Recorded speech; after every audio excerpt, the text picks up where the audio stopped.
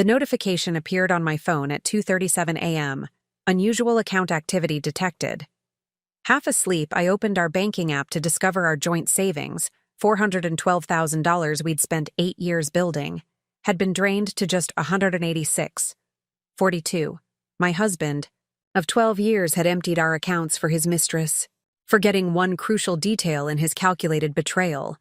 I was the sole trustee of his family's $2 million inheritance fund, appointed by his dying father, who had whispered to me, "He needs someone with sense to protect him from himself." How devastatingly prophetic those words would prove to be. Before we jump back in, tell us where you're tuning in from, and if this story touches you, make sure you're subscribed, because tomorrow I've saved something extra special for you. I'll never forget how the blue light of my phone screen illuminated the empty space beside me in our bed. The notification had jolted me from a dreamless sleep. Unusual account activity detected. At first, I thought it was a mistake, perhaps even a phishing attempt. James and I had been careful with our finances, building our savings methodically over 8 years of marriage. Just the previous evening, we'd discussed renovating the kitchen in our Connecticut home, laughing over paint samples and countertop materials. With sleep-heavy fingers, I navigated to our banking app, expecting to dismiss an erroneous alert. Instead, I found myself staring at a balance that couldn't possibly be correct. Our joint savings account, which should have shown $412,000, now displayed a mere $186. 42. A single transfer had been executed at 11:48 p.m. to an account number I didn't recognize. "James?" I called out, my voice sounding foreign in the darkness. Only silence answered. I switched on the bedside lamp and confirmed what I already knew. His side of the bed hadn't been slept in. His phone went straight to voicemail. 3 times. Moving through our house like a detective at a crime scene, I began noticing details that had escaped me before. The suitcase missing from the closet, the empty drawer in his dresser, the conspicuous absence of his passport from our home safe. These weren't the signs of a spontaneous late-night errand. They were the calculated actions of someone who had planned their departure. In our home office, I found his laptop gone and the desk drawer ajar. Inside was a single sheet of expensive stationery, the kind James's mother always insisted upon for proper correspondence. His handwriting, usually so precise, seemed hurried. "Vanessa, I can't continue living this lie. Catherine, and I have decided to start over somewhere we can be truly happy. The money is for our new life together. I'll have my lawyer contact you about divorce proceedings. I'm sorry things ended this way. James Catherine, his 26-year-old executive assistant, the woman I'd welcomed into our home for dinner just 3 months ago, who had complimented my roast chicken with practiced sincerity while apparently plotting to dismantle my marriage. The shock gave way to a wave of nausea so powerful, I barely made it to the bathroom. As I knelt on the cold tile floor, pieces began falling into place. James's recent conference trips that required no video calls, the sudden password changes. On his personal devices, the unexplained expenses that he'd attributed to client entertainment. I'd trusted him completely. We'd built a life together from the ground up, or so I thought. James had come from family money, yes, but his father had made him work for every opportunity, convinced that earned success was the only kind worth having. I'd fallen in love with his ambition, his vision for building something meaningful rather than simply living off his expected inheritance. When James's father was diagnosed with terminal cancer 3 years into our marriage, he'd made a decision that had seemed odd to me at the time. He'd named me, not James, as the sole trustee of the Reynolds family trust. He needs someone with sense to protect him from himself, the elder Reynolds had told me privately from his hospital bed, his voice weakened by illness, but his mind still razor-sharp. "Promise me you'll be that person, Vanessa." I'd promised, never truly understanding what that responsibility might someday entail. The trust had specific conditions, Distributions were allowed for business investments, education, primary residence purchases, and medical emergencies. All other dispersals would require trustee approval until James reached the age of 50. He was 38 now. The realization hit me with stunning clarity as I sat on the bathroom floor, still in my silk pajamas, at 3 in the morning. James had emptied our joint accounts, but he couldn't touch the trust without my approval. The $2 million inheritance fund remained intact, protected from his impulsive betrayal by his father's foresight. My phone rang, the sound jarring in the quiet house. Unknown number. Hello. My voice sounded steadier than I felt. Vanessa? It's Diana Reynolds. My mother-in-law's cultured voice carried the perpetual note of disapproval I'd grown accustomed to over a decade of family gatherings. James just called. He said, "You might be upset." Upset, I repeated, a hysterical laugh threatening to escape. He emptied our accounts and left a note saying he's running away with his assistant. Upset doesn't begin to cover it. A heavy sigh. I was afraid something like this might happen eventually. The Reynolds men have always had difficulty with constancy. It's why I warned you against joint accounts when you married. The casual way she referenced her son's betrayal, as if infidelity and financial abandonment were merely unfortunate. Family traits, like receding hairlines or poor eyesight, ignited something beyond shock and hurt. White-hot anger blazed through my veins. "Did you know?" I demanded. "Did you know he was planning this?" "Of course not," Diana replied, though something in her tone suggested incomplete honesty. "But I did meet Catherine at the club last month. She seemed motivated, very interested in the family history, asked quite a lot about the trust." The image formed instantly in my mind. Diana and Catherine sipping overpriced champagne at the country club, discussing the Reynolds family wealth as if it were Catherine's birthright to access it. As if my role as trustee was merely a technicality to be navigated around. "James says he's tried calling you," Diana continued. "He wants to discuss arrangements amicably." Amicably? The word tasted bitter. "He stole our savings and abandoned our marriage in the middle of the night. There's nothing amicable about that." "Vanessa, dear, this emotional approach won't serve anyone. James has made his decision, unfortunate as the timing may be. The priority now is to handle matters with appropriate discretion." Appropriate discretion. The Reynolds family motto might as well have been, "Appearances above all." It had been Diana's primary concern throughout our marriage, ensuring James maintained the correct social connections, that I understood the unwritten rules of their privileged world, that nothing ever disturbed the carefully cultivated image of old money respectability. "Put James on the phone," I said, straightening my spine despite being alone in my bathroom. "He's not actually here," Diana admitted. "He just called to let me know there might be complications. He and Catherine are apparently traveling. He didn't specify where." "Traveling with over $400,000 of our joint savings," I clarified. "Money we both earned. Money we saved together for our future." "Well, these things can be sorted out through the proper channels. I've already spoken to Martin," she said, referencing the family attorney who had drafted the trust documents. "He'll be reaching out to discuss the separation process." "I'm sure he will," I replied, a strange calm settling over me. "And while you're speaking with Martin, you might remind him that as trustee of James's inheritance fund, I'll need to be kept fully informed of any inquiries or attempted withdrawals." The silence that followed lasted several seconds longer than a normal conversational pause. When Diana spoke again, her tone had shifted subtly. "Vanessa, I understand you're hurt right now, but the trust is a family matter." "The trust," I interrupted, "is a legal arrangement that gives me fiduciary responsibility for those assets until James turns 50. Your husband made me trustee because he trusted my judgment over James's.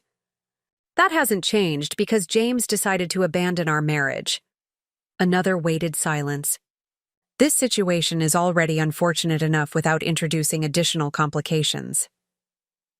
Translation. Don't use your position as trustee to punish James for his infidelity. I have no intention of introducing complications, Diana.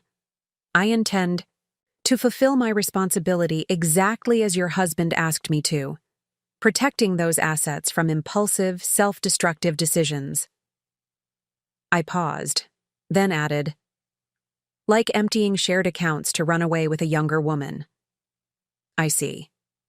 Her tone had cooled considerably. Well, I suppose we'll have our respective attorneys sort things out. I suppose we will. Good night, Diana. After ending the call, I sat motionless on the edge of the bathtub, staring at my reflection in the mirror across the room. The woman, looking back at me, appeared surprisingly composed despite the circumstances. Her dark hair tousled from sleep, her complexion pale with shock, but her green eyes clear and focused. I had promised my father-in-law that I would protect James from himself. I had failed to see the warning signs of his betrayal, had trusted him completely despite Diana's veiled suggestions about Reynolds men and their tendencies. But now, faced with the wreckage of that trust, I found myself contemplating a different interpretation of my trustee responsibility. Protection didn't always mean simply preserving assets. Sometimes it meant ensuring they were used exactly as intended, for growth, for security, for building something meaningful rather than funding an impulsive escape from responsibility. As dawn's first light began filtering through the bathroom window, I reached for my phone and called the one person I knew would understand both the legal and emotional complexity of my situation.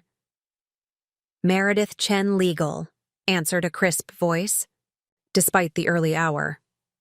Meredith, it's Vanessa Reynolds. I need your help. My husband has emptied our accounts and left me for his assistant. And there's a $2 million trust fund involvement I need to discuss.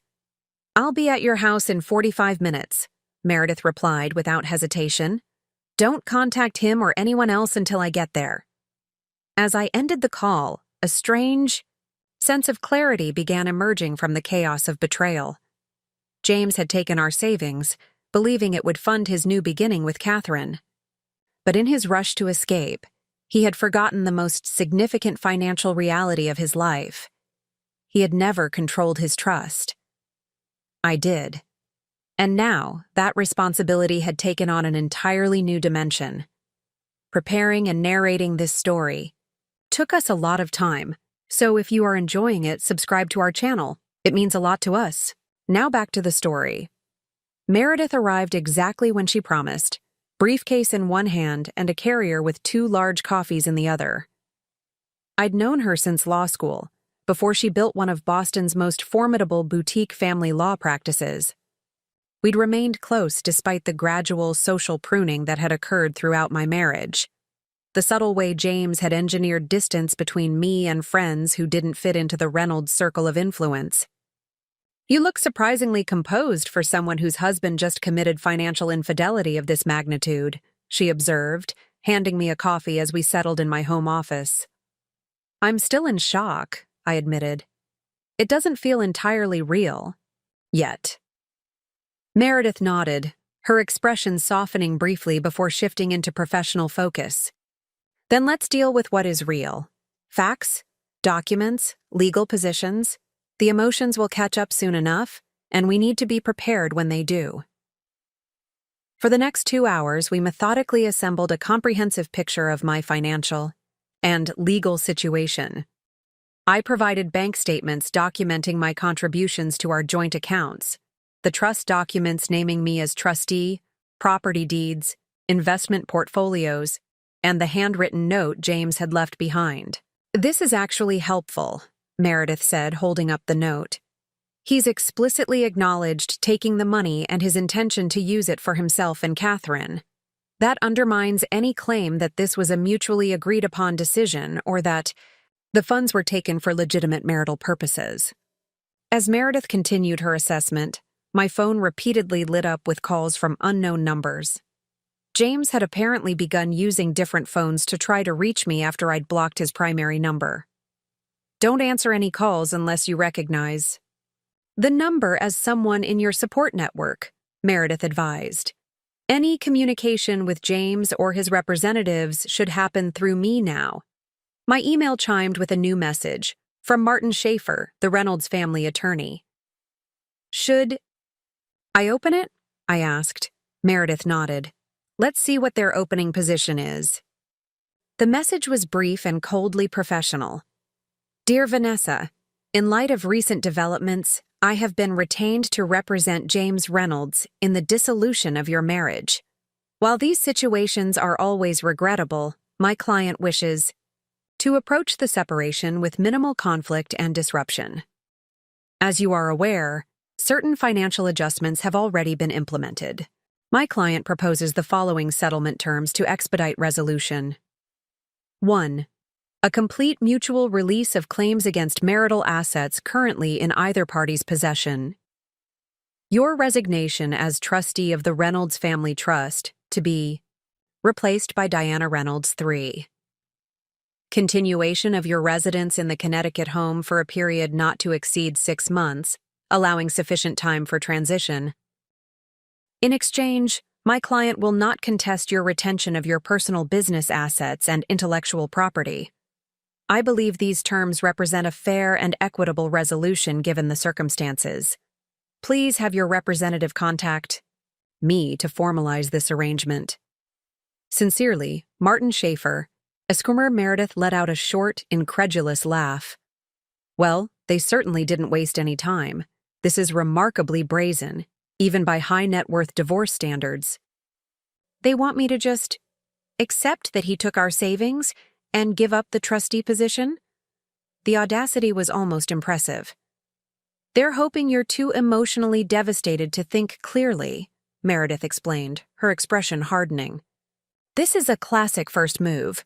Propose something outrageously one-sided while the wounded spouse is still reeling, hoping for quick capitulation.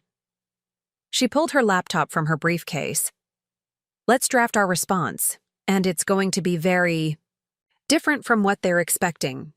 While Meredith began composing a formal legal response, I excused myself to shower and change. The simple act of washing away the night's shock and tears felt surprisingly restorative. As warm water cascaded over me, my mind began working with unexpected clarity, cataloging assets, recalling account details, considering strategic options. By the time I returned to the office in fresh clothes, hair still damp but neatly combed, I had reached several important decisions. I'm not giving up the trustee position, I announced as I rejoined Meredith. Not just because it gives me leverage in the divorce, but because James's father entrusted me with that responsibility for a reason. What James has done, emptying our accounts to run away with Catherine, proves his father's concerns were valid. Meredith looked up from her laptop, her expression thoughtful. I agree that maintaining the trustee position is crucial, but I want you to be prepared for how ugly this could get. Diana Reynolds will view this as a direct challenge to family authority. They'll paint you as vindictive, as using the trust to punish James for the affair. Let them, I said, surprised by the steadiness in my voice. I've spent 12 years of my life trying to earn Diana's approval, trying to fit into the Reynolds ideal of what a suitable wife should be. I'm done with that performance. A small smile crossed Meredith's face. Good. Now let's talk about immediate practical concerns. Your joint accounts have been drained, which affects your access to liquid cash. We need to establish financial stability while we pursue recovery of your share of those assets. We spent the next hour creating a triage plan. I had my own professional income as an architectural historian and preservation consultant, with several ongoing projects that would generate revenue in the coming weeks. I also had a separate investment account that James couldn't access. Modest, by Reynolds standards, but sufficient to cover immediate expenses while legal proceedings began. What about the Connecticut house? I asked, The mortgage is substantial. The property is jointly owned, Meredith confirmed, reviewing the deed. And while James might have taken the liquid assets, he's still legally responsible for his share of joint debts, including the mortgage. We'll include that in our response to Martin. As we finalized our immediate strategy, my phone rang with a call from a number I recognized, James's sister, Charlotte. Unlike Diana, Charlotte had always treated me with genuine warmth, maintaining a relationship independent of family politics. I should take this, I told Meredith, who nodded understanding. Vanessa? Charlotte's voice was tight with concern. Are you all right? I just heard what's happened. I'm managing, I replied carefully. It's been a shocking 24 hours. I can't believe he did this, she said, genuine anger evident in her tone. Running off with his assistant is bad enough, but stealing your joint savings, that's beyond unforgivable.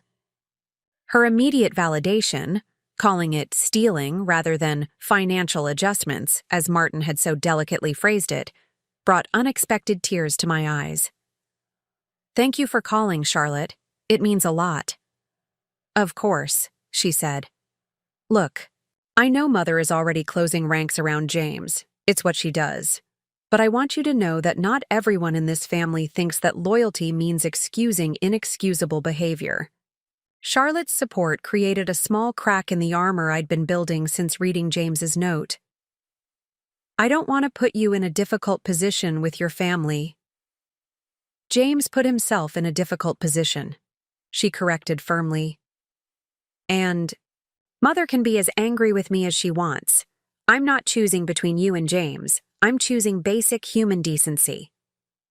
After promising to check in regularly and offering any support I might need, Charlotte ended the call. The conversation left me feeling stronger. The knowledge that not everyone in James's family viewed me as the enemy providing unexpected comfort. That sounded positive, Meredith observed as I set down my phone. It was. Charlotte's always been different from the rest of them. I returned to my seat at the desk. What's our next step? I've drafted our initial response to Martin, she said, turning her laptop so I could review the document. It establishes our position clearly. You categorically reject their proposed terms. You will be seeking immediate recovery of your portion. Of the misappropriated funds, you will continue in your capacity as trustee as legally designated, and any further communication should come directly to me. The language was precise, professional, and unmistakably firm. No emotional appeals, no attempts to shame James for his behavior. Just a clear articulation of legal position and intent. It's perfect, I said after reviewing the document. I've also drafted emergency motions to freeze any remaining joint assets and to request interim financial support given the circumstances, Meredith continued. We'll file them this afternoon.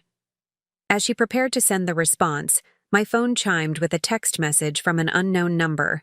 Vanessa, it's James. Please stop ignoring my calls. You're making this more difficult than it needs to be. Just accept Martin's offer and we can all move forward. Catherine and I deserve a fresh start, and fighting this will only drag out the inevitable. The breathtaking entitlement of it, the assumption that I should simply step aside to facilitate his fresh start with the woman he'd betrayed me for, crystallized something important within me. This wasn't just about the money he'd taken, or even the betrayal itself. This was about a fundamental imbalance that had characterized our entire relationship. His belief that his desires, his choices, his convenience should always take precedence over mine. I showed Meredith the message and her expression hardened. This is actually helpful, she said. It demonstrates his mindset and supports our position. May I screenshot this for our files? After sending Meredith's response to Martin, we moved to the kitchen where I mechanically prepared lunch.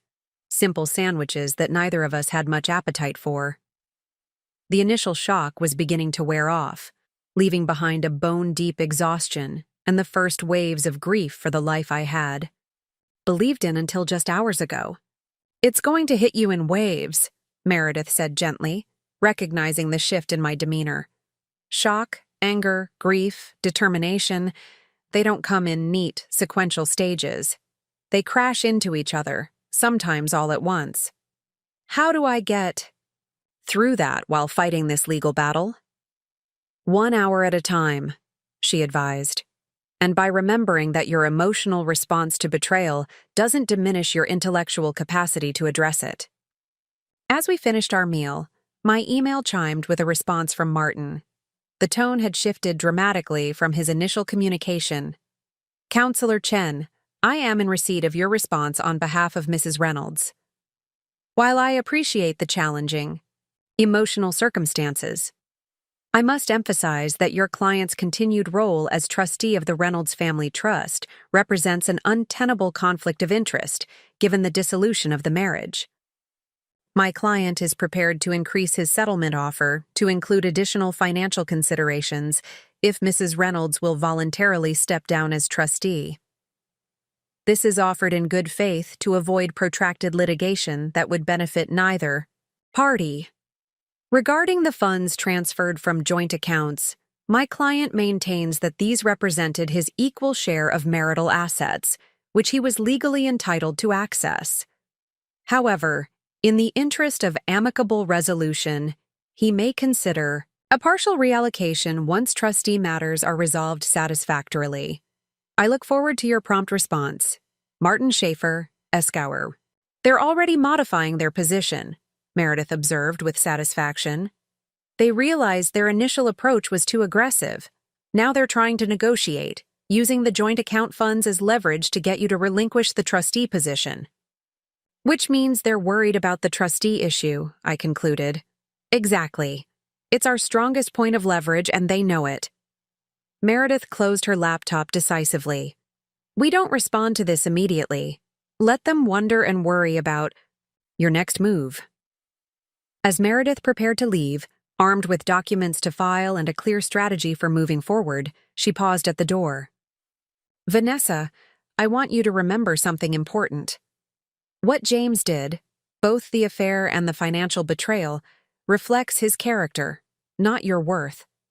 In the coming weeks, Diana and their attorneys will try to make you doubt yourself, to make you feel you're being unreasonable for fighting back. Don't let them. With Meredith gone, the house fell into profound silence. Standing in the entryway, I was suddenly acutely aware of how many design choices reflected James's preferences rather than mine. The austere modernist aesthetic that had always felt slightly cold to me, the deliberate absence of personal photographs in favor of abstract art selected by Diana's preferred gallery. I moved through each room with new eyes, seeing not just the physical space, but the psychological concessions embedded within it. How many times had I deferred to James's taste, his social preferences, his vision of how our life should look? How often had I edited myself, my opinions, my desires, my individuality, to maintain harmony? In my bedroom, I opened James's closet to find it half empty, the remaining items precisely the ones he valued least. Even in betrayal, he'd been calculated, taking exactly what he wanted and leaving behind what no longer served him. I sat on the edge of the bed, finally allowing myself to fully feel the magnitude of what had happened. The tears came then, hot and furious, not just for the betrayal of the previous night, but for years of small compromises and overlooked warning signs, for the gradual surrender of self I'd accepted as the price of belonging in the Reynolds world. When the storm of emotion finally subsided, I moved to the bathroom to splash cold water on my face. The woman in the mirror looked different somehow, eyes puffy from crying, but clearer, more focused than they had appeared in the morning's shock. You never deserved him anyway, I whispered to my reflection, suddenly recalling Diana's frequent subtle implication that I had somehow won a prize above my station by marrying her son. For the first time, I considered that perhaps she had been right all along, but not in the way she had intended. I hadn't deserved a husband who could abandon our marriage without a conversation. I hadn't deserved to have my financial security stolen in the night. I hadn't deserved to be treated as disposable after 12 years of partnership. What I deserved was so much more than what James had offered. And now, with the trustee position as both responsibility and unexpected power, I had the opportunity to ensure that justice, not revenge but true equity, would prevail. My phone chimed with an email notification, confirmation from the court that our emergency motions had been filed and a hearing date assigned. The strategy was in motion. Taking a deep breath, I straightened my shoulders and returned to the home office. There was work to be done, not just legal preparations, but the methodical reclamation of my life, my space, and my future. The path ahead would be challenging, but for the first time since reading James's note, I felt something beyond shock and grief, a steadily growing conviction that this ending could also be the beginning of something far more authentic than what I was losing. The emergency court hearing was scheduled for Thursday morning, just 3 days after discovering James's betrayal. In those 72 hours, my world continued to shift on its axis in unexpected ways. Martin Schaefer had sent 2 more increasingly urgent emails, each softening the Reynolds family position slightly while maintaining pressure for me to relinquish the trustee role. By Wednesday afternoon, Diana herself called, her carefully modulated voice betraying only the slightest tension. "Vanessa, I understand you're upset, but this adversarial approach isn't helping anyone," she began without preamble. "James made a mistake." "A mistake is forgetting an anniversary or burning dinner, Diana," I interrupted, surprising myself with my directness. Emptying our joint accounts and abandoning our marriage for his assistant was a deliberate choice. She sighed with practiced patience. "These things happen in marriages, particularly in certain circles. Discretion and dignity in handling them is what separates the upper class from the rest of us mere mortals," I finished for her. "I'm familiar with your philosophy on these matters. Then you understand why dragging this into the courts is unnecessary, and frankly, beneath the standards of this family." "What's beneath the standards of any decent family is stealing from your spouse," I replied evenly. "I'm not the one who created this situation, Diana." "Regarding the trustee matter," she continued, ignoring my comment, "I've spoken with the other board members. We all agree that given the circumstances, it would be appropriate for you to step aside. I'm prepared to assume the responsibility myself to ensure a smooth transition." I had expected this, of course. The board members she referenced were her brother and oldest friend, figures who had always deferred to Diana's wishes in family matters. "I appreciate your concern," I said, channeling her own formal politeness. "But Harrison appointed me trustee with specific instructions about my responsibilities. Nothing in those instructions suggests I should abandon that role because James chose to abandon our marriage." Her tone cooled perceptibly. "You should consider your position carefully, Vanessa. James is willing to be generous in the settlement. If you cooperate on the trust issue, fighting this will only deplete resources that could otherwise benefit you both." "I'll take that under advisement," I replied neutrally. "Is there anything else?" After a frigid goodbye, I ended the call and immediately phoned Meredith to update her on this latest development. "They're getting nervous," she observed. "Diana wouldn't have called personally if they weren't concerned about tomorrow's hearing." She implied the entire board wants me removed as trustee. Meredith laughed shortly. "Of course she did. But the trust documents are clear. You can only be removed as trustee under specific circumstances, none of which include James decided to have an affair and empty your joint accounts." That evening, I forced myself to eat a proper meal and review the documents Meredith had prepared for the hearing. We were seeking 3 immediate remedies: freezing all remaining joint assets, ordering the return of my portion of the misappropriated funds, and official recognition of my continued authority as trustee despite the marital separation. As I closed the file, my phone displayed a notification. An email from an unfamiliar address. K. Lawrence Edgemail. Com. The subject line read only, "You should know the truth." My pulse quickened as I opened it. "Vanessa, you don't know me, but I think you should have information that James and his mother are hiding from you. My name is Karen Lawrence. Until 3 months ago, I worked as Diana's personal assistant. I was terminated after discovering certain financial irregularities involving James and Reynolds Holdings. I signed an NDA as part of my separation agreement, but given recent events, I believe you deserve to know what's happening. James has been systematically misrepresenting the financial health of several Reynolds investment properties to both the board and trust administrators. The Westlake Development Project in particular has been hemorrhaging money for over a year due to significant construction defects that were concealed from investors. More concerning is that he has been trying to access trust funds without proper authorization, claiming the investments were yielding returns when they were actually failing. Diana has been helping cover these discrepancies in internal reporting. I have documentation of these activities. If you're interested in learning more, I can be reached at this email or 617-555-4892. I'm sorry to bring more difficult news during what must already be a challenging time. Karen Lawrence. I read the email twice, my mind racing. If what Karen alleged was true, it could explain James's desperate need for liquid capital, and why maintaining control of the trust was so crucial to both him and Diana. I immediately called Meredith despite the late hour. "This could completely change our approach," she said, after I forwarded her the email.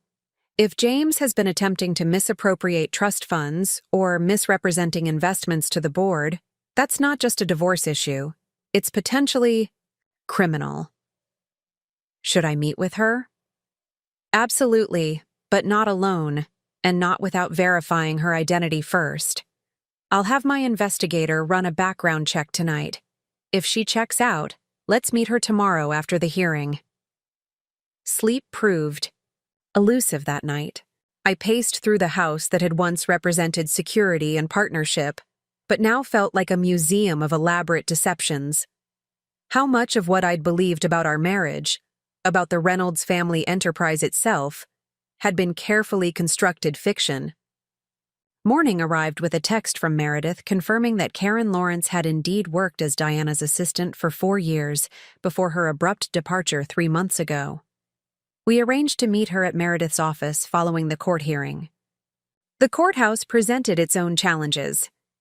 As I walked up the granite steps with Meredith beside me, I spotted Martin Schaefer waiting in the lobby, his expression grave. What surprised me was who stood beside him, not Diana as I had expected, but James himself, looking uncharacteristically disheveled in a suit that appeared slept in. "He's back from his romantic getaway already?" I murmured to Meredith. "Interesting timing," she replied quietly. "Stay focused and don't engage directly unless absolutely necessary." When James spotted me, he immediately moved in our direction, waving off Martin's cautioning hand. "Vanessa," he said, his voice holding an unfamiliar note of desperation. "We need to talk before this goes any further." Meredith stepped slightly forward. "Mr. Reynolds, my client has no interest in private conversation. Any communication should go through counsel." "This is between my wife and me," he insisted, his attention fixed on me. "Vanessa, this situation has gotten out of hand. There are things you don't understand." "Like why you emptied our accounts in the middle of the night?" I asked, keeping my voice steady despite the surge of anger his presence triggered. "Or why you're suddenly back without Catherine?" A flash of something, embarrassment, fear, crossed his face. "It's complicated. If you'll just agree to Martin's proposal. About the trust, I can make everything right. I'll return the money. We can—" "Your proposal is unacceptable to my client," Meredith interrupted firmly. "If you have a revised settlement offer, submit it properly through counsel." A court officer approached, announcing that our hearing would begin shortly. As we moved toward the courtroom, James called after me. "This isn't just about us anymore, Vanessa. There are bigger considerations at stake." The hearing itself proceeded with unexpected swiftness.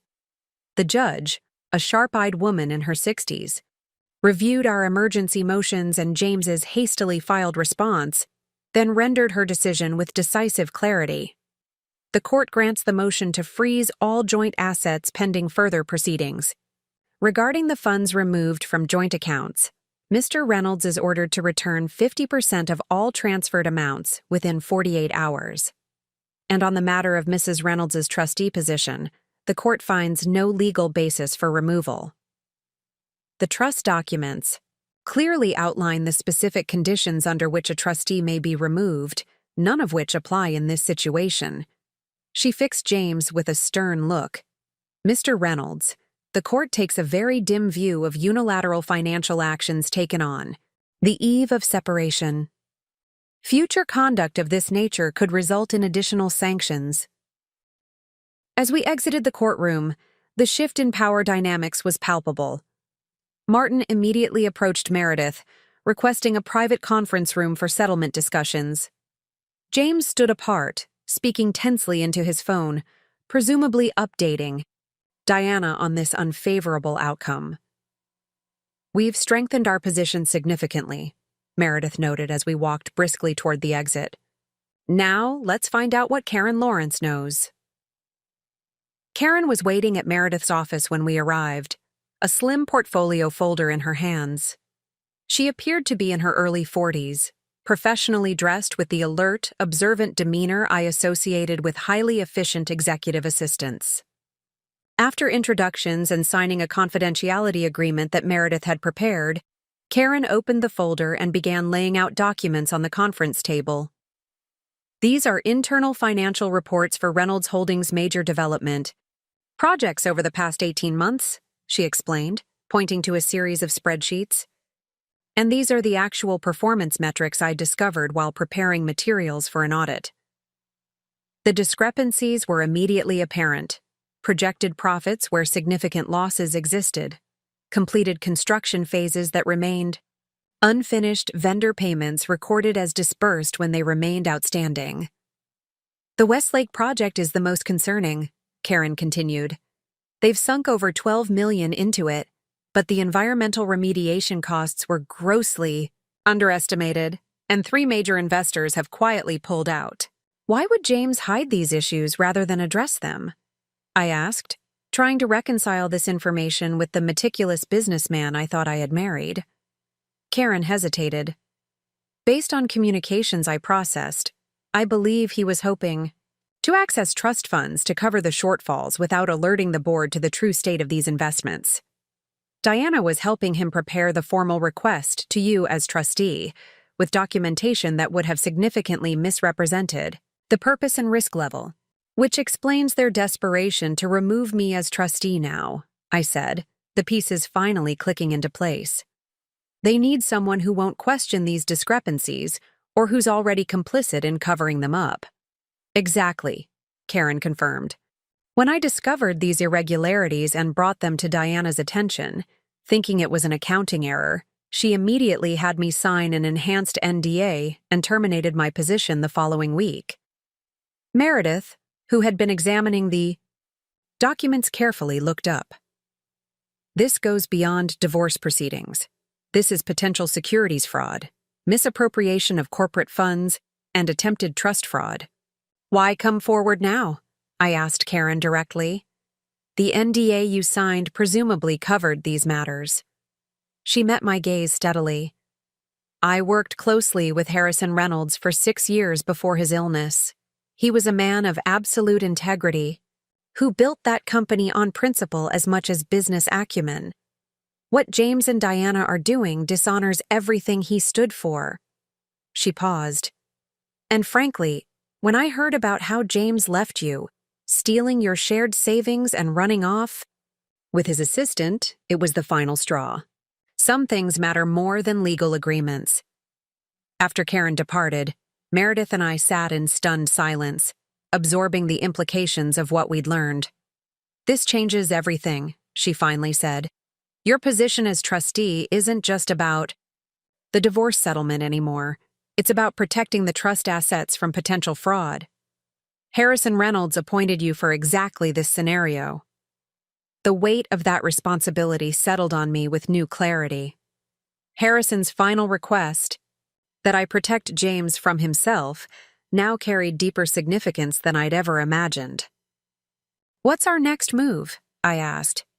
"We need to bring in forensic accounting expertise immediately," Meredith replied, already reaching for her phone. "And we should consider whether these findings need to be shared with the other trust board members, independent of Diana's influence." As Meredith made arrangements, I found myself staring at the documents spread across the table, physical evidence of deception far more extensive than James's affair, or even the emptied accounts. This wasn't just personal betrayal, it was systematic dishonesty that threatened the foundation of the business Harrison had built over a lifetime. My phone vibrated with an incoming call. James again. This time I decided to answer. "What do you want, James? We need to talk," he said, his voice tight with contained panic. "Not through lawyers. Just you and me." "I think we're beyond that point." "You don't understand what's at stake," he insisted. "This isn't just about us or even the money I took. There are business considerations that affect many people. If you'll just agree to transfer the trustee position to Mother temporarily, so she can approve funding for failing projects based on fraudulent reports?" I interrupted, taking satisfaction in his sharp intake of breath. "What are you talking about?" "Karen Lawrence reached out to me. I know about Westlake and the other properties. I know you've been misrepresenting their financial status to the board. I know you are planning to request trust funds based on false information." The silence that followed was profound, broken only by the sound of his uneven breathing. "Vanessa," he finally said, his voice now unnervingly calm, "think very carefully about your next steps. You're making accusations with serious implications, based on the word of a disgruntled former employee. She has documentation, James, detailed documentation that we're having independently verified." Another stretching silence. Then, "What do you want?" The question was so nakedly transactional, so devoid of remorse or even acknowledgement of the pain he'd caused, that it crystallized something important for me. This man, this person I had loved and built a life with for 12 years, was fundamentally focused on negotiation rather than reconciliation, on damage control rather than accountability. "I want what Harrison wanted when he made me trustee," I replied evenly. "Integrity in the management of the trust assets and protection of his legacy, something you and Diana seem to have forgotten the value of." "Don't be naive," he snapped, frustration breaking through his controlled facade. "Business involves compromise. Father understood that better than anyone." "Harrison believed in ethical compromise, not fraud," I corrected. "And he entrusted me with ensuring that distinction remained clear." After ending the call, I rejoined Meredith, who had secured a forensic accounting team to begin work immediately. "James just tried to negotiate directly," I informed her. "When that failed, he attempted to intimidate me." She nodded, unsurprised. "They're growing desperate, which means we need to move quickly. The hearing this morning was just the beginning. Now we need to fully understand the scope of what we're dealing with." As we outlined next steps, I felt a surprising sense of clarity emerging from the chaos of the past few days. The betrayal remained painful, the logistics of untangling our lives daunting, but something else was taking shape alongside those challenges, a growing understanding of why Harrison had chosen me for this role. He had seen something in me that I had gradually lost sight of during my years of marriage to his son, an unwavering commitment to integrity that no amount of social pressure or family expectation could erode. In appointing me trustee, Harrison hadn't just been protecting James from impulsive financial decisions. He had been protecting his life's work from the compromise of its founding principles. And now, faced with evidence of how necessary that protection had become, I found myself standing more firmly in that responsibility than I had ever imagined possible. When I returned home that evening, the house that had felt so empty just days before seemed different somehow. Not just the space I had shared with a man who had betrayed me, but the place where I would begin rebuilding on a foundation of truth, rather than accommodation.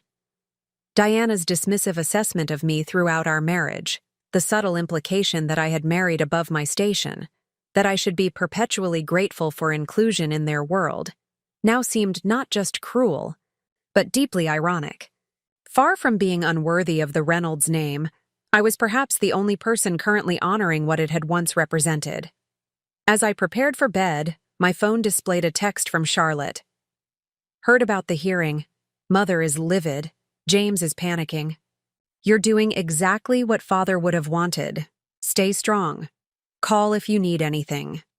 Her support reinforced my growing conviction that this painful upheaval, while not of my choosing, was perhaps necessary, not just for my personal growth, but for the restoration of something larger that had lost its way. Tomorrow would bring new challenges, forensic accountants, legal strategies, difficult conversations with board members. But tonight, I understood with unexpected clarity that the power to protect what mattered had been mine all along. Not because of my marriage to James, but because Harrison had recognized in me the strength of character his son and wife had spent years trying to diminish. The woman who had awakened to a devastating betrayal just days ago was discovering that she was far more prepared to face this crisis than anyone, including herself, had realized. By the following morning, the forensic accounting team had confirmed Karen's allegations with disturbing clarity. The Westlake development project wasn't simply underperforming. It was effectively insolvent, with environmental remediation costs approaching triple the original estimates and construction defects requiring extensive rework. More troubling were the systematic attempts to conceal these issues from both investors and board members through creative accounting and selective reporting. Based on our preliminary findings, Reynolds Holdings has been operating with significant undisclosed liabilities for at least 14 months, explained Deanna Morris, the lead forensic accountant, as we gathered in Meredith's office. The company appears to have maintained two sets of financial records: the official statements shared with the board and external partners, and internal tracking that reflects the actual financial position. Meredith's expression remained professionally neutral, but her voice carried the weight of legal implications when she asked, "In your professional opinion, does this constitute fraud?" Deanna nodded without hesitation. The discrepancies are too significant and too systematic to be attributable to error or differing accounting methodologies. This represents intentional misrepresentation of material financial information. The confirmation settled over me with surprising calm. Part of me had still hoped for an alternative explanation, some legitimizing factor that might preserve a shred of the integrity I had always associated with James, despite his personal betrayal. What happens if this information becomes public? I asked. The consequences would be severe, Deanna explained. Beyond potential legal actions from investors and regulatory bodies, the reputational damage would likely render the company unviable in its current form. The Reynolds name carries significant weight in development circles. Undermining that trust would have far-reaching implications. After the accountants departed, Meredith turned to me with uncharacteristic hesitation. "Vanessa, we need to discuss your options carefully. You're in a position of extraordinary leverage, but also significant responsibility. As trustee, you have fiduciary obligations that now directly conflict with what would typically be optimal divorce strategy. Meaning? Meaning that exposing these financial irregularities publicly would certainly strengthen your position against James by damaging his credibility and financial standing. However, it would also potentially devalue or destroy assets that, as trustee, you're obligated to protect." The complexity of my position crystallized in that moment. Personal, grievance against fiduciary duty, justified anger against ethical responsibility. The path of pure revenge would be straightforward. Use the evidence to ensure James faced maximum consequences for his betrayal. The path of pure protection would be equally clear. Work quietly to address the financial issues while maintaining the company's public reputation. Neither seemed quite right. What would serve justice while honoring my responsibilities as trustee? I asked finally. Meredith considered this carefully. I believe we need to approach this on multiple fronts. First, secure the trust assets from further misappropriation. Second, address the financial irregularities within Reynolds Holdings without necessarily triggering immediate public disclosure. Third, use this leverage to negotiate a divorce settlement that reflects both the financial and personal betrayal you've experienced. And how do we accomplish all that simultaneously? By forcing a direct confrontation with all relevant parties, she replied decisively. James, Diana, the board members, and the trust administrators, all in one room with all cards on the table. The strategy was bold, potentially risky, but ultimately necessary. After discussing logistics, Meredith began making arrangements while I returned home to prepare mentally for what would undoubtedly be an intense confrontation. As I walked through the front door, I was startled to find Diana Reynolds sitting in my living room, a china teacup balanced perfectly on her knee, as if this were a scheduled social call rather than an invasion of my privacy. I let myself in, she said, noting my surprise. I still have the spare key James gave me for emergencies. This hardly qualifies as an emergency, I replied, removing my coat and placing my keys on the entry table with deliberate calm. And I'll need that key back before you leave, she smiled thinly. Always so direct. It's refreshing in its way, though lacking the social graces one might hope for. The familiar criticism, subtle, delivered with a smile, might once have made me second-guess myself. Now it simply underscored how consistently she had worked to diminish me throughout my marriage to her son. What do you want, Diana? She set down her teacup with precision. I want to offer you a more generous settlement than what our legal teams might eventually negotiate. One that acknowledges your contributions to the marriage while allowing our family to move forward without unnecessary public difficulties. You mean without exposing the financial irregularities at Reynolds Holdings, I clarified. Her expression remained impressively composed, though a slight tightening around her eyes betrayed her surprise. I'm not sure what you're referring to. I'm simply trying to facilitate an amicable resolution to an unfortunate situation. Let's not waste each other's time, I said, taking a seat across from her. I know about Westlake and the other failing projects. I know about the misrepresentations to the board and investors. I know about the planned attempt to access trust funds under false pretenses. For the first time in our 12-year acquaintance, I watched genuine alarm break through Diana's carefully maintained facade.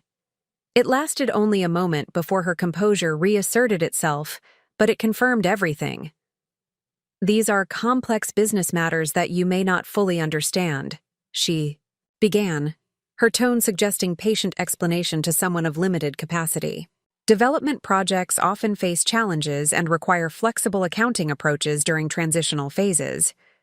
Flexible accounting is an interesting euphemism for fraud, I observed. Her eyes narrowed slightly. Be careful with such accusations, Vanessa. They could have significant consequences for everyone involved, including you. Your standard of living, your social position, even your professional reputation are all connected to the Reynolds name. The threat was delivered with such casual elegance that it might have been mistaken for concern by someone who didn't know better. I did know better. Let me be very clear, Diana. I've spent 12 years trying to earn your approval, trying to fit into your world on your terms. That ended the moment your son emptied our accounts and left me a handwritten note explaining he was running off with his assistant. I leaned forward slightly. I'm not interested in threats or manipulations. I'm not interested in your assessment of my social graces or my understanding of business matters. What I am interested in is justice, both for myself personally and for Harrison's legacy, which your son has been systematically undermining. The mention of her late husband's name struck a visible chord. For a flickering moment, something almost like shame crossed her aristocratic features. Harrison was an idealist, she said, her voice softer than I'd ever heard it. Brilliant in many ways, but somewhat naive about the realities of maintaining a family enterprise across generations. Sometimes compromises are necessary. Compromises, yes. Fraud, no. Harrison understood the difference, which is precisely why he made me trustee rather than you or James.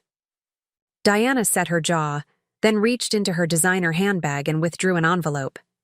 $5 million, she said, placing it on the coffee table between us.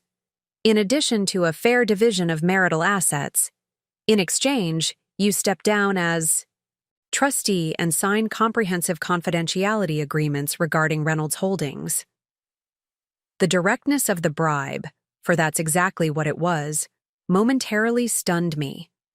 Not because I was tempted, but because it revealed just how desperate their position had become. Your offer is declined, I said, leaving the envelope untouched. And I suggest you prepare for a meeting tomorrow at 2 p.m. at Meredith's office. James, you, the board members, and the trust administrators will all be present to discuss the future of Reynolds Holdings and the trust assets. That's impossible, Diana protested. The board members have prior commitments and— Cancel them, I interrupted, unless you'd prefer we schedule this discussion with the Securities and Exchange Commission instead. The implied threat hung in the air between us, its weight visibly registering in Diana's carefully controlled expression. This isn't what Harrison would have wanted, she said finally, a last attempt to leverage emotional manipulation.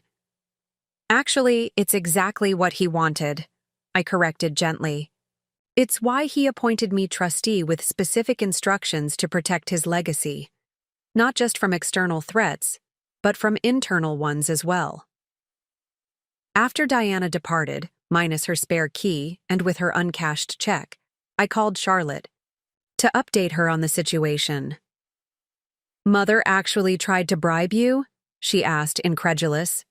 That's, well, not entirely surprising, but still shocking. They're desperate, I explained. The financial situation at Reynolds Holdings is apparently much worse than anyone realized. Charlotte was silent for a moment. I always suspected something wasn't right. James has been increasingly erratic over the past year. Bursts of extravagant spending followed by sudden budget constraints, mood swings, secretive meetings. I assumed it was just the affair with Catherine. Speaking of Catherine, she seems to have disappeared from the narrative rather abruptly, I noted. James returned for the hearing without her. Ah, well, Charlotte said with uncharacteristic hesitation. About that. Catherine apparently discovered the financial realities shortly after they left together. When she realized James wasn't actually the secure financial prospect she'd anticipated, she reconsidered the relationship. Despite everything, I found myself laughing, a genuine, unexpected release of tension. She left him when she found out he wasn't as rich as she thought? Essentially, yes. Apparently, things imploded quite spectacularly at some resort in the Cayman Islands. James had to borrow money from Mother just to get home. The cosmic justice of it was almost too perfect, the Mistress abandoning him for the same materialistic self-interest that had motivated their affair in the first place. Does he know about tomorrow's meeting? I asked. Mother called him immediately after leaving you. From what I gather, they're in full crisis management mode. The following day, I arrived at Meredith's office 30 minutes early to review our strategy one final time. The conference room had been arranged with deliberate care, documentation of the financial irregularities organized in labeled portfolios, the trust documents prominently displayed and seating strategically positioned to separate Diana and James from their natural allies on the board. Remember, Meredith advised as we waited, This isn't about punishment or revenge, even though those might be emotionally satisfying. This is about crafting a solution that serves justice while preserving what can be salvaged of Harrison's legacy. The participants arrived in quick succession. First Martin Schaefer with a junior associate, then the trust administrators, followed by the 3 board members. Diana entered alone, her expression betraying nothing of yesterday's confrontation. James arrived last, looking haggard and tense in a suit that, while expensive, hung slightly loose on his frame, suggesting recent weight loss. Once everyone was seated, Meredith called the meeting to order with professional precision. Thank you all for making yourselves available on short notice. We've called this meeting to address several serious matters affecting Reynolds Holdings, the Reynolds Family Trust, and the pending divorce proceedings between Vanessa and James Reynolds. She nodded to me, ceding the floor as we had planned. Taking a deep breath, I looked directly at the board members, individuals who had known Harrison personally and had committed to upholding his vision for the company. I've asked you here today because Harrison Reynolds entrusted me with specific responsibilities regarding his legacy. Recent events have made it clear that those responsibilities now require difficult but necessary action. Without dramatic flourish but with methodical clarity, I outlined what we had discovered: the financial misrepresentations, the failing projects concealed from investors and board members, the attempted misappropriation of trust funds. As I spoke, I distributed the forensic accounting summaries, allowing each person time to review the evidence. The reactions ranged from visible shock, from the board members, to tight-lipped resignation, from James, to calculated neutrality, from Diana. Martin Schaefer began furiously taking notes, likely cataloging potential legal exposures. These allegations are serious, began Harold Winters, the senior board member and Harrison's oldest friend. If accurate, they represent profound breaches of fiduciary duty and corporate governance. They're accurate, I confirmed. We've had independent forensic accountants verify every detail. James finally spoke, his voice carrying a desperate edge. This is being blown completely out of proportion. Yes, there have been some reporting irregularities, but the projects themselves are fundamentally sound. They just need additional capital investment to overcome temporary setbacks. Temporary setbacks? Echoed Barbara Chen, another board member with significant financial expertise.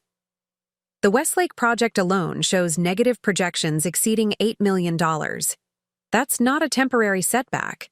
That's a catastrophic failure of both planning and execution. More importantly, added Michael Townsend, representing the trust administrators, any attempt to access trust funds based on these misrepresentations would constitute trust fraud, a criminal offense with serious implications for all involved.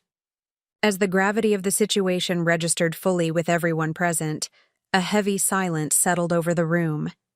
Years of careful deception had been exposed in the span of 30 minutes, rendering the elaborate fictions James and Diana had constructed, suddenly, irreparably transparent.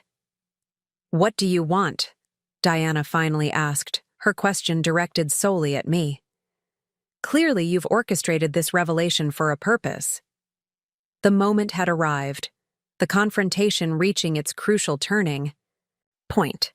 I could demand James's removal from the company, insist on crushing financial penalties in our divorce settlement, even push for criminal charges. The power to inflict maximum damage was undeniably mine in this moment. Instead, I placed a document on the table, one Meredith and I had prepared with careful consideration of all competing interests. "This is my proposal," I said, distributing copies to everyone present. "It represents what I believe would be Harrison's approach to this situation. Firm, but fair, focused on preservation rather than destruction." The proposal outlined a comprehensive restructuring. James would step down as CEO but retain a non-executive position reflecting his ownership stake. A new executive leadership team would be appointed by the board with input from the trust administrators. The failing projects would be addressed transparently with affected investors rather than concealed. And most importantly, new governance protocols would be established to prevent similar issues in the future. Regarding our divorce, I proposed a settlement that represented true equity. Recovery of my portion of the misappropriated funds plus fair division of our marital assets, but without punitive financial demands that might further destabilize the company. I remain trustee, as Harrison intended, I concluded, not to control or manipulate, but to ensure the trust assets continue to support the values and vision he established. Harold was the first to respond, his weathered face somber with a mixture of disappointment and relief. This is, unexpectedly, magnanimous, given the circumstances. It protects the company's future while addressing the serious breaches that have occurred. It's eminently reasonable, agreed Barbara. More than reasonable, frankly. All eyes turned to James and Diana, the proposal's terms clearly not what they had anticipated. James looked almost bewildered by the absence of vindictiveness, while Diana's expression remained carefully unreadable. Why? James finally asked, the single word containing genuine confusion. After what I did to you personally, emptying our accounts, the affair, leaving the way I did, why offer terms that preserve anything for me? It was the first acknowledgement he had made of the personal betrayal, the first indication that he recognized the human cost of his actions beyond their financial and legal implications. Because this isn't just about you and me, I replied honestly. It's about Harrison's legacy, about the employees whose livelihoods depend on Reynolds Holdings, about the values that should guide decisions even when they're difficult. And because destroying something is easy, building and preserving what's worthwhile is the harder, better choice. As the meeting concluded with tentative agreement to proceed with my proposal, pending legal review and formal board approval, I felt an unexpected sense of peace replacing the anger and hurt that had driven me forward since discovering James's betrayal. This confrontation hadn't been about winning or losing, about punishment or revenge. It had been about establishing truth as the foundation for whatever came next, for Reynolds Holdings, for the trust Harrison had established, and for my own life moving forward. Later that evening, as Charlotte and I shared dinner at my house, she raised her glass in a quiet toast. To Father, she said simply, he knew exactly what he was doing when he made you trustee. I'm not sure I deserve that much credit, I admitted. I was just trying to find a solution that felt right, that honored his values while addressing the very real wrongs that had occurred. That's precisely why you deserved his trust, she replied. Mother and James have always pursued what benefits them individually. You considered what would serve justice while preserving what matters. As we continued our dinner, discussing next steps and the practical realities of implementing the proposed changes, I realized something fundamental had shifted within me. The woman who had awakened to devastating betrayal just days earlier had discovered reserves of strength, wisdom, and integrity she hadn't known she possessed. Diana's dismissive assessment throughout our marriage, that I had somehow married above my station, that I should be perpetually grateful for inclusion in their world, now seemed not only cruel, but deeply misguided. Far from being unworthy of the Reynolds name, I had proven to be perhaps its most faithful steward in this moment of crisis. You know, Charlotte observed, noticing my momentary introspection, when all this started, Mother told me you'd never been good enough for James, that you'd always been beneath our family's standards. I nodded, unsurprised. She made similar remarks to me directly.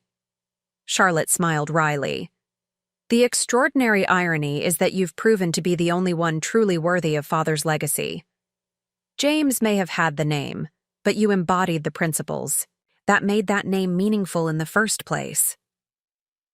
As I considered her words, I recalled Diana's frequent implication throughout my marriage. You never deserved him anyway. For the first time, I found myself in complete agreement with her assessment, but not for the reasons she had intended. I never deserved a husband who could betray trust so completely, who could abandon commitment without conversation, who could violate financial partnership without remorse. What I deserved, what everyone deserves, was integrity, respect, and genuine partnership. Harrison had recognized those qualities in me even when I had sometimes doubted them in myself. Now, faced with the most significant challenge of my life, I had rediscovered my own capacity for principled action even in the face of profound personal hurt. The path forward would not be simple. Implementing the proposed changes at Reynolds Holdings would require sustained effort and vigilance. Finalizing the divorce would involve practical complications and emotional processing. Rebuilding my individual life would demand courage and patience. But I would face those challenges standing firmly in my own truth rather than shrinking to accommodate someone else's expectations.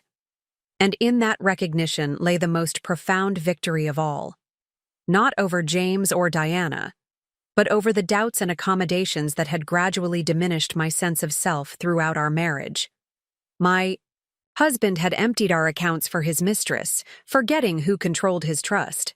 But in that betrayal, I had rediscovered something far more valuable than money or position: my own unwavering commitment to integrity, and the strength to uphold it even when doing so was difficult.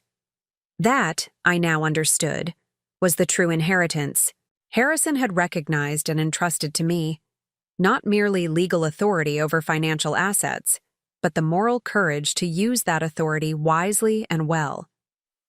The following weeks unfolded with remarkable efficiency. The board formally accepted my proposed restructuring plan, appointing Charlotte as interim CEO, a decision that surprised everyone except me. Despite never holding an official executive position at Reynolds Holdings, Charlotte possessed both the business acumen and ethical grounding necessary to guide the company through this transitional period. More importantly, she understood the delicate balance between addressing past transgressions and building toward a sustainable future. The trust administrators, impressed by my handling of the crisis, not only affirmed my continued role as trustee, but expanded my advisory capacity regarding investment decisions. The irony wasn't lost on me. The position Diana had fought so desperately to remove me from had been strengthened by her own actions. The paperwork for your divorce settlement is ready for review, Meredith informed me during our weekly update meeting. James has signed everything without contest. The terms are exactly as we outlined: recovery of your portion of the misappropriated funds, equitable division of marital assets, and full retention of your professional practice and intellectual property. I reviewed the documents carefully, still finding it somewhat surreal to see 12 years of marriage reduced to clinical legal terminology and financial calculations. Something still bothers me, I admitted to Meredith. James accepted these terms with barely any negotiation. That's completely contrary to his usual approach to any agreement. Meredith nodded thoughtfully. I had the same observation. Martin indicated James was specifically insistent on avoiding any further confrontation or legal proceedings, regardless of potential financial implications. That doesn't sound like the James I know. He negotiates the price of breakfast at restaurants.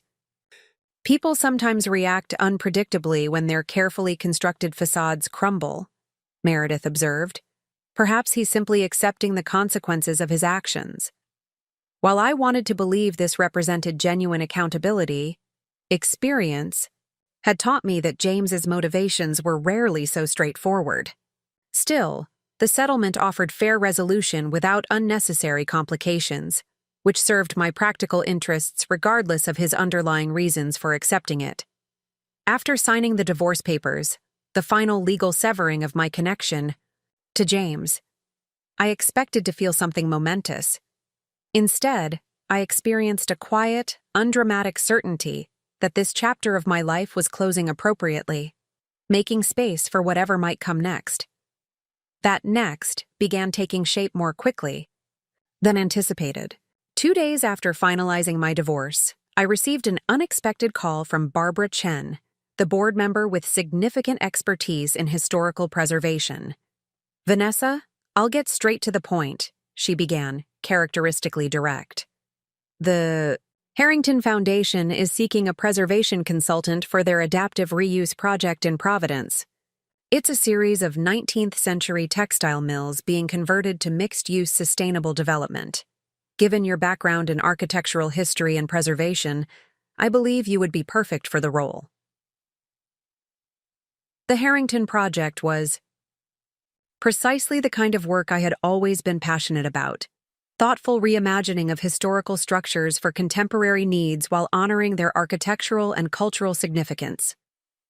During my marriage, I had gradually reduced my professional commitments to accommodate James's increasingly demanding schedule and social obligations. The opportunity to engage with a major preservation project represented not just professional advancement but personal reclamation. I'd be very interested, I replied, professional training keeping my excitement appropriately modulated. Though I should note my practice is currently structured for smaller-scale consultations rather than major projects. That's precisely what I wanted to discuss, Barbara continued. This would require expanding your practice, possibly bringing on additional specialists. The Harrington Foundation has allocated substantial resources for preservation expertise. They view it as central to the project's integrity rather than a regulatory checkbox.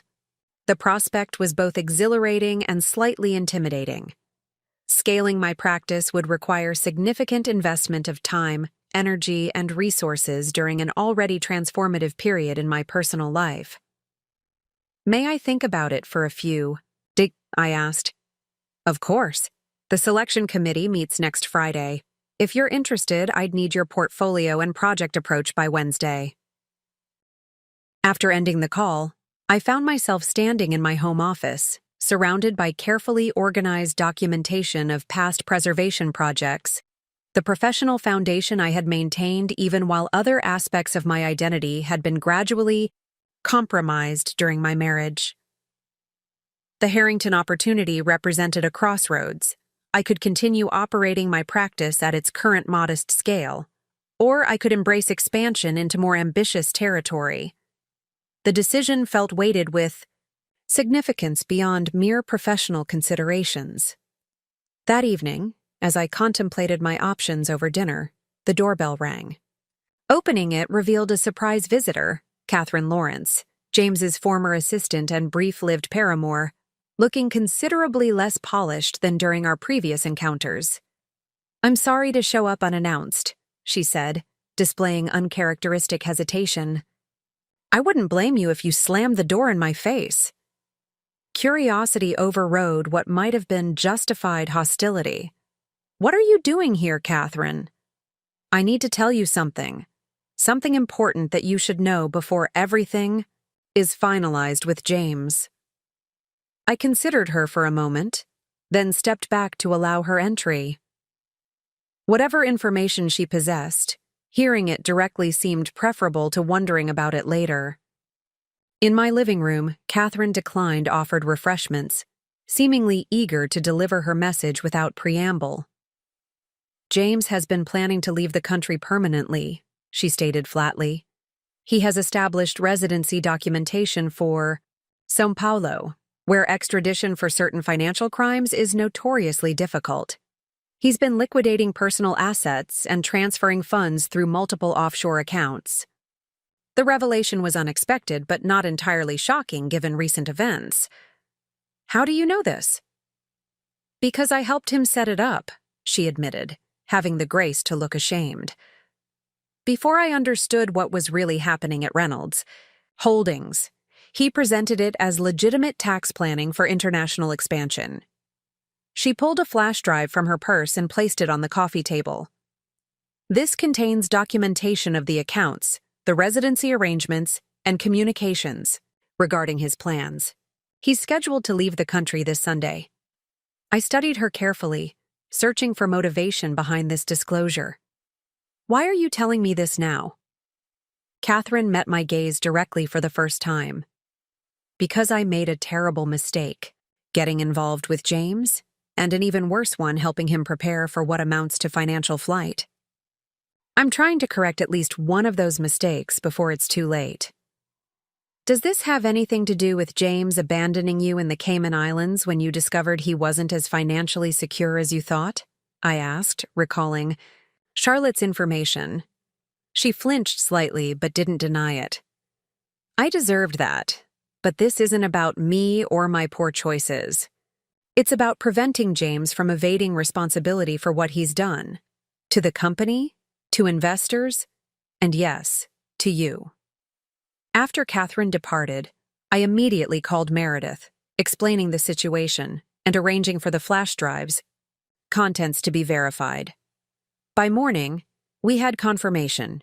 James was indeed planning to flee the jurisdiction permanently, likely anticipating that our settlement agreement would provide temporary cover until he could establish himself beyond.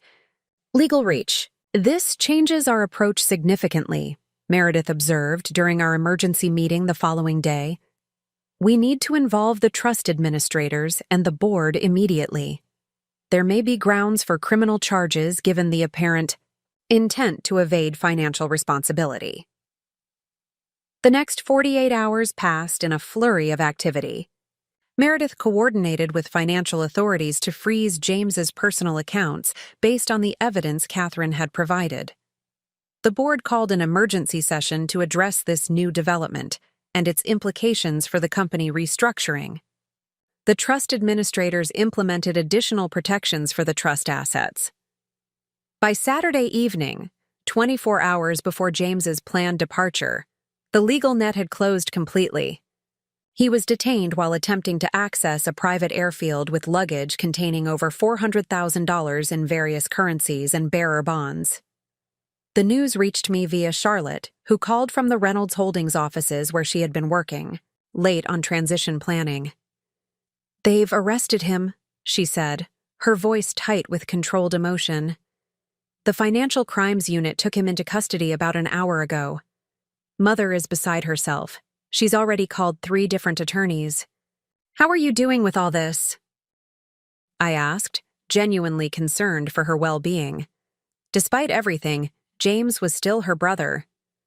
"Honestly, I'm relieved," she admitted. "Not about James facing criminal charges. That's painful regardless of how justified it might be. I'm relieved that we can finally stop pretending. The constant maintenance of appearances, the covering for his increasingly erratic decisions, the willful blindness about where things were heading. It was exhausting." Her words resonated deeply.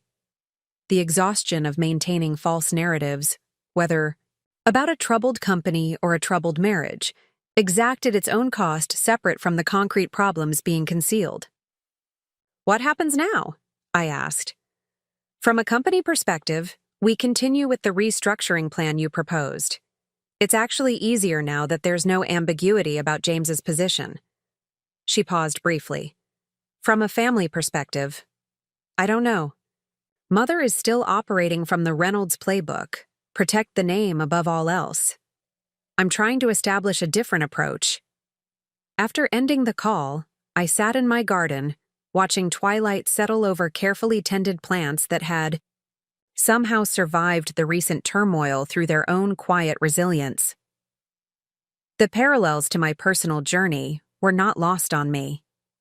James's attempted flight represented the final severing of any lingering emotional connection I might have maintained. The man I had married or thought I had married simply didn't exist. The person who had emptied our accounts, who had betrayed our partnership, who had attempted to flee rather than face consequences, that was the real James Reynolds, finally revealed without pretense or facade. The understanding brought neither satisfaction nor additional pain, just a clean, clarifying certainty that allowed me to focus fully on the future rather than the past. Monday morning found me in my office, surrounded by architectural drawings, historical photographs, and material samples as I prepared my proposal for the Harrington Foundation project. The work absorbed me completely, the challenge of honoring historical integrity while enabling contemporary functionality perfectly aligned with my professional passion. Midway through the morning, Diana Reynolds called. I briefly considered letting it go to voicemail, then decided direct communication was preferable to avoidance. "Vanessa," she began, her voice lacking its usual imperious confidence. "I'm calling regarding James's situation." "I'm not involved in the criminal proceedings, Diana.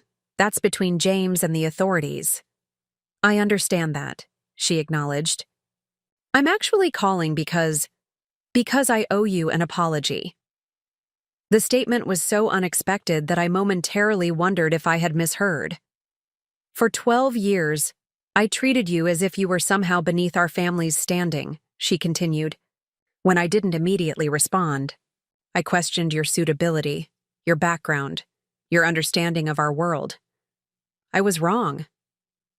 "What brought this on?" I asked, genuinely curious about this unprecedented display of humility.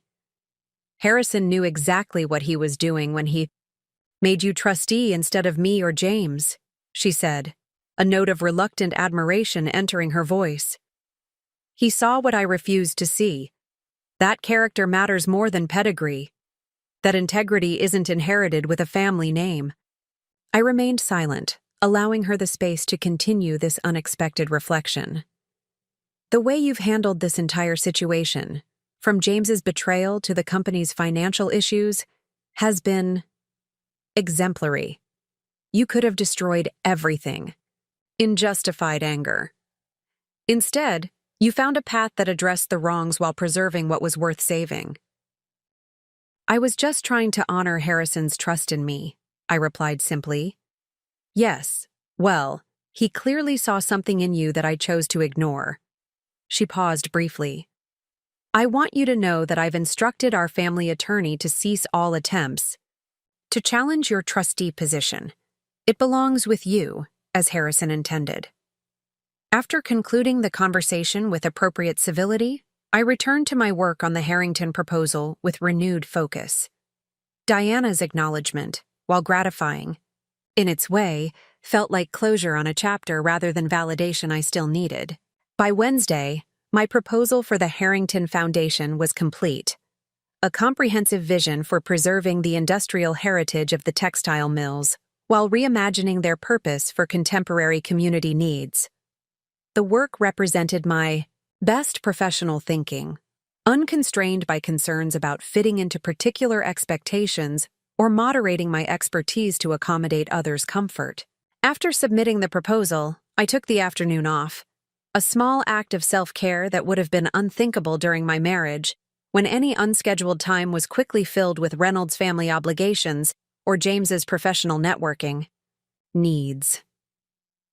I drove to a small nature preserve at the edge of the city, a place I had discovered during the early years of my architectural history studies, but had rarely visited since my marriage. The autumn afternoon was perfect for hiking. Crisp air, brilliant foliage, dappled sunlight filtering through the canopy of trees. As I followed the trail upward toward a ridge overlooking the valley, I found myself reflecting on the extraordinary journey of the past months. The devastating betrayal that had initiated this transformation now seemed like a necessary catalyst, rather than merely a painful ending. Had James not emptied our accounts, had he chosen a more conventional path to ending our marriage, I might never have discovered the strength, clarity, and purpose that had emerged from navigating this crisis. I might have continued accommodating, compromising core aspects of myself to maintain a relationship that ultimately diminished, rather than enhanced my authentic being. At the ridge's summit, I paused to absorb the panoramic view: rolling hills, the distant city skyline, the river winding through the landscape like a silver thread connecting disparate elements. The perspective seemed an apt metaphor for my current vantage point, seeing patterns and connections that had been impossible to discern while immersed in the day-to-day navigation of a compromised marriage. My phone chimed with an incoming email, Barbara Chen informing me that the Harrington Foundation had received my proposal and scheduled an interview for the following week. The professional opportunity represented not just a chance to apply my expertise to a significant preservation project, but a symbolic step into a future defined by my own vision rather than someone else's expectations. As I descended the trail, With lengthening shadows marking the day's progression toward evening, I found myself profoundly grateful for this unexpected journey. James had emptied our accounts for his mistress, forgetting who controlled his trust. That single act of betrayal had initiated a cascade of revelations and choices that ultimately freed me from constraints I had barely recognized until they were removed. Diana's dismissive assessment throughout our marriage echoed in my mind. "You never deserved him anyway." She had been right all along, though not in the way she had intended. I never deserved a relationship that required diminishment of my authentic self. I never deserved a partner who could violate trust so completely. I never deserved to have my worth constantly measured against arbitrary standards of family position or social conformity. What I deserved, what everyone deserves, was the opportunity to stand firmly in their truth, to contribute their unique gifts without apology or compromise, to build connections based on mutual respect rather than power. Imbalance. The betrayal that had seemed like the ending of everything important had actually been the beginning of something far more valuable, a life realigned with my deepest values, unconstrained by others' limited vision of who I should be or what I could accomplish. Reaching my car as dusk settled over the preserve, I felt a profound sense of alignment with myself, with my path forward, with the understanding that had gradually crystallized through this challenging journey. The most significant trust isn't financial or legal, but the trust we place in our own capacity to rise from betrayal into authentic strength. James had forgotten who controlled his trust fund. In doing so, he had inadvertently reminded me who controlled something far more valuable: my own destiny. The Harrington Foundation's offices occupied the top floor of a beautifully restored Georgian building in downtown Providence. As I stepped off the elevator for my interview, I was immediately struck by how thoughtfully the space balanced preservation with functionality, original moldings and hardwood floors coexisting harmoniously with modern lighting and ergonomic workstations. "Ms. Reynolds, I'm Elliot Harrington." A man in his early 60s approached with an extended hand. "Thank you for making the trip to Providence." "It's Vanessa Chen again, actually," I corrected gently, having recently reclaimed my maiden name. "And the architecture alone made the trip worthwhile." Elliot's smile deepened. "A preservationist who notices details. Already a promising sign. Please come through to the conference room. The selection committee is eager to discuss your proposal."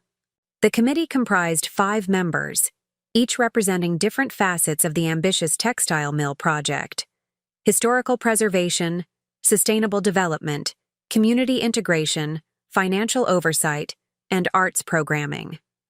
For the next 90 minutes, I outlined my vision for honoring the industrial heritage of the structures while reimagining their functionality for contemporary community needs.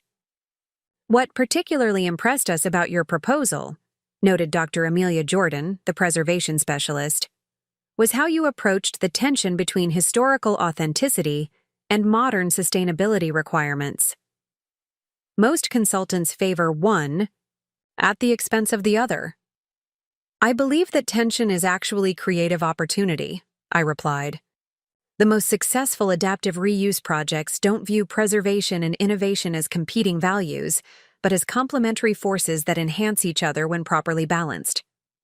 As the interview continued, I found myself speaking with a confidence and clarity that felt both natural and somewhat surprising. Throughout my marriage, I had consciously modulated my professional voice, careful not to appear too assertive, too passionate, or too knowledgeable in ways that might conflict with James's need to be perceived as the dominant partner in our relationship. Now, freed from those constraints, my expertise flowed without internal censorship or apology. I wasn't performing competence, I was simply embodying it. "There's one aspect of your background we'd like to explore further," said Elliot as the formal portion of the interview concluded. "Your role as trustee of the Reynolds Family Trust represents significant fiduciary experience. How might that inform your approach to balancing preservation values with financial realities?" The question touched directly on my recent experiences, though I doubted the committee knew the specific circumstances beyond what might have appeared in business publications about Reynolds Holdings restructuring. Serving as trustee has reinforced my understanding that financial stewardship isn't just about protecting assets, I explained carefully. It's about ensuring those assets serve their intended purpose with integrity. Sometimes that requires difficult decisions that prioritize long-term value over short-term convenience. Elliot nodded thoughtfully. That perspective aligns well with our foundation's approach. We're not merely funding a development project. We're investing in the ongoing vitality of Providence's industrial heritage in ways that serve the community for generations. By the time I departed, the formal interview had evolved into a collaborative conversation about possibilities, challenges, and shared vision. The committee members had engaged with my ideas substantively rather than performatively, creating genuine dialogue rather than evaluative scrutiny. As Elliot walked me to the elevator, he offered an unexpected observation. We reviewed 17 proposals for this position. Yours wasn't the most elaborate or technically detailed, but it was unquestionably the most authentic. Authentic? Many preservation consultants write what they think clients want to hear, prioritizing fashionable sustainability terminology or promising unrealistic historical purity. Your proposal acknowledged real tensions and presented thoughtful navigation rather than easy answers. He smiled. That kind of intellectual honesty is surprisingly rare, especially in initial proposals. His words resonated deeply as I drove back to Connecticut that afternoon. Authenticity had become increasingly central to my personal reconstruction, following James's betrayal, not just in professional contexts, but in every aspect of life. The careful accommodations and strategic self-editing that had characterized my marriage now seemed like a form of betrayal against myself, more insidious for being self-imposed rather than externally demanded. When I arrived home, I found a package waiting on my doorstep. The return address indicated it was from Harrison Reynolds's former personal attorney, Edward Gladwell, who had retired to Arizona several years earlier. Intrigued, I opened it to find a leather-bound journal and an accompanying letter. Dear Vanessa, news of recent events at Reynolds Holdings has reached me even in my desert retirement. While I'm saddened by the circumstances, I am not entirely surprised.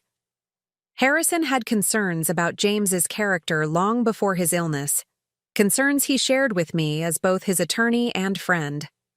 After Harrison's passing, I was instructed to hold this journal until certain conditions were met. Those conditions now having been satisfied, I am forwarding it to you as he requested. The journal contains Harrison's private thoughts regarding the future of Reynolds Holdings and his hopes for the trust he established. I believe you'll find it provides valuable context for decisions you've already made and may yet need to make. As trustee, Harrison saw in you qualities that he found lacking in his own son. His decision to appoint you trustee was neither impulsive nor sentimental, but a carefully considered choice based on his assessment of character and judgment.